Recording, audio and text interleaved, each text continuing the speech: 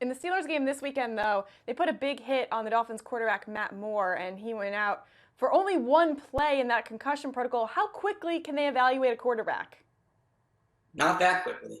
That made me wince to watch. It made me wince to watch the play. That was a vicious hit by Bud Dupree, helmet to helmet, smashed his head on the ground. He looked like he was completely out of sorts. They say he didn't lose consciousness, but he clearly looked at least uncomfortable. I don't know how you want to. I don't want to play couch doctor, but he didn't look good when he was on the ground, and he missed one play. It was about 1 minute long. The Dolphins released a statement that said an unaffiliated neurological consultant and the team physician cleared him to play. But the problem with that is I'm not saying he was certainly concussed, but there's two separate concussion protocols that you can have during a game. There's the one that they gave him, which is a quick test on the sideline, which showed that he didn't need further evaluation.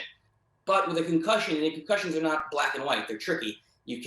Minutes later, he might have had symptoms. It might have been headaches. He might have not passed his baseline test. It's hard to really say a guy is completely fine by a 30-second test on the sideline. What they should have done and what they would have done if it was a regular season game, and they would have brought him back into the locker room and tested against his baseline, which all these guys take in the before the regular season starts, to see if there's any neurological cognitive changes. And that will be a lot more conclusive than just probably flashing a flashlight in his eyes and asking if he knows what day it is and what city he's in. And because he got a couple questions right, they put him back on the field. I thought the NFL really wants to make it look like they are taking head injury seriously. That was a really bad look for the league, and they got to figure that out, because once it gets to the playoff time and guys don't want to leave the game, you have to do it for them. They're not going to take themselves out of the game. And that was, I had a bad feeling in my stomach watching that whole thing kind of transpire.